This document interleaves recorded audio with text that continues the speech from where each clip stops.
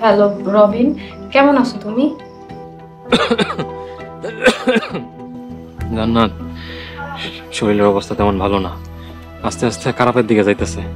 জান্নাত, আমি যদি মরে যাই তুমি কি আমারে ভুলে যাইবা? এই চুপ করো, একদম মরার কথা কইবা না। আমি বুঝতাছি না তোমার এত সিরিয়াস অবস্থা, তোমার আব্বা আম্মা কোনো কিছু করতেছে না কেন? জান্নাত, আব্বা আমারে কইছিলাম, আব্বা আমার 120 টাকা দেয়া কইছে কাশের সিরাপ কিনা খাইতে।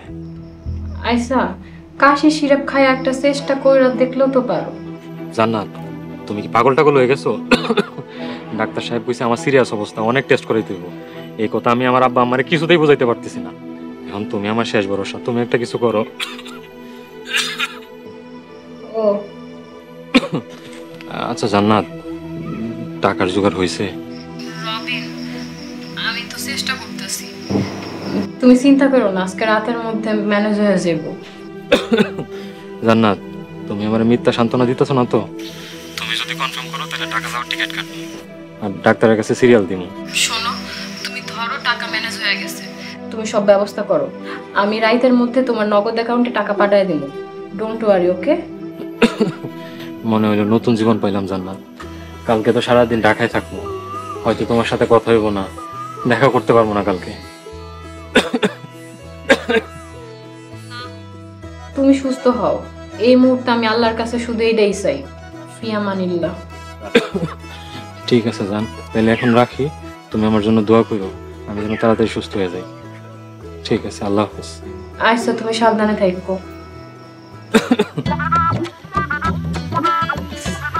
মামা শাকিলার এখন ফোন লাগা, ফাইনাল হয়ে গেছে। কালকে শাকিলা শুধু আমার সুইমিং পুলে সাঁতরামো। আহা, দাঁড়ায় অনেক ফোন করতেছে। দে দে। ও মাই ডিয়ার শাকিল। হ্যালো, শোনো,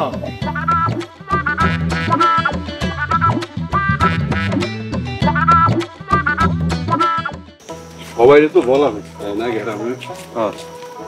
ঠিকঠাক মতো জুম্মানের কথা ঠিকঠাক লেগে হয়।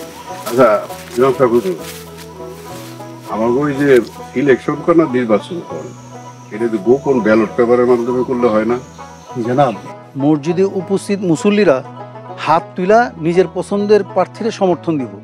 একদম খোলামেলা নির্বাচন, একদম স্বচ্ছ গণতান্ত্রিকভাবে নির্বাচন।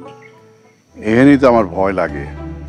আমারে যারা সমর্থন দিব তাগরে তো সত্তর আর তার পোলারা চিনা রাখবো, তাকে যদি আবার ক্ষতি করার চেষ্টা করে। সবাই আপনারা বিপুল ভোটে নির্বাচিত করব।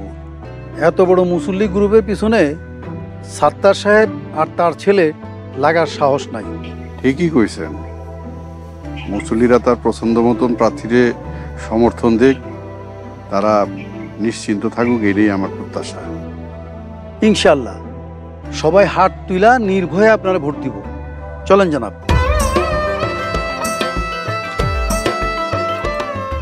আসসালামু আলাইকুম।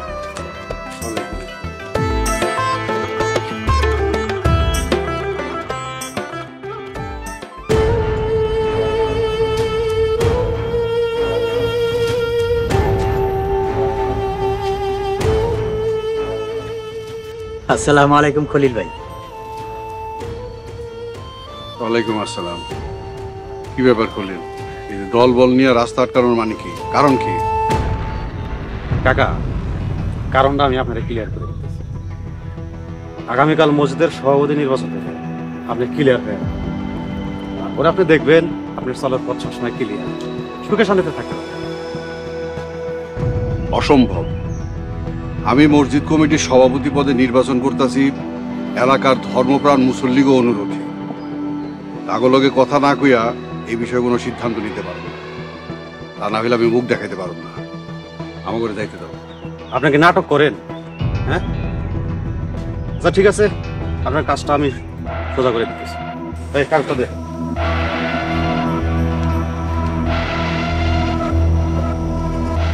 একটা সাইন করো। এখানে লেখা আছে আপনি নিজ ইচ্ছায় স্বাস্থ্যগত কারণে নির্বাচন থেকে অব্যাহতি নিতেছেন। কাকা, আর একটা কথা, আগামীকাল জুম্মার নামাজটা আপনি একটু কষ্ট করে পাশের এলাকা থেকে পড়ে আসবেন, ব্যাস এতটুকু। তারপর আপনার চোখ যেদিকে যায় সেদিকে আপনি চলে যাবেন না, এনাকে সাইন করো। কি মগের মুলুক পাইছো? হ্যাঁ, কোনো হুমকি ধামকির কাছে আমি মাথা নত করুন, আমি কোনো জায়গায় সইও করুন। খলিল ভাই, আমার ছেলের সামনে চেয়ারম্যান নির্বাচনের ক্যান্ডিডেট, এইবারের মতো সভাপতির পদটা আমার জন্য ছেড়ে দেন। পরের বার আপনি বিনা প্রতিদ্বন্দ্বিতায় সভাপতি নির্বাচন দিবেন, কথা দিলাম। আব্বা ঠিক কথাই কইছে, আমি হইলাম এই ইউনিয়নের চেয়ারম্যান পদবর্তী। এখন আমার আব্বা যদি মজের সভাপতি না হয়, বিষয়টা খারাপ দেখা যায় না কাকা? আপনি আর দ্বিমত করেন না, সাইনটা করে দেন। মইরা গেলেও আমি এই কাগজে সই করব না। সই করবেন না? ও বুঝছি, কি সই দিবেন? এই স্ট্যাম্পটা দে। মুসাফির, তোর এত বড় সাহস, তুই আমার লোকের গায়ে হাত দেস? এই তোরা খারাপ আছিস কেন? এই ফকিনের পুত্রে মার, মানে এমন ভাবে মারবি হাত পা ভেঙে দিবি একদম, ও যেন সারা জীবন ভিক্ষা করে খায়। খারাপ আছিস কেন? মার।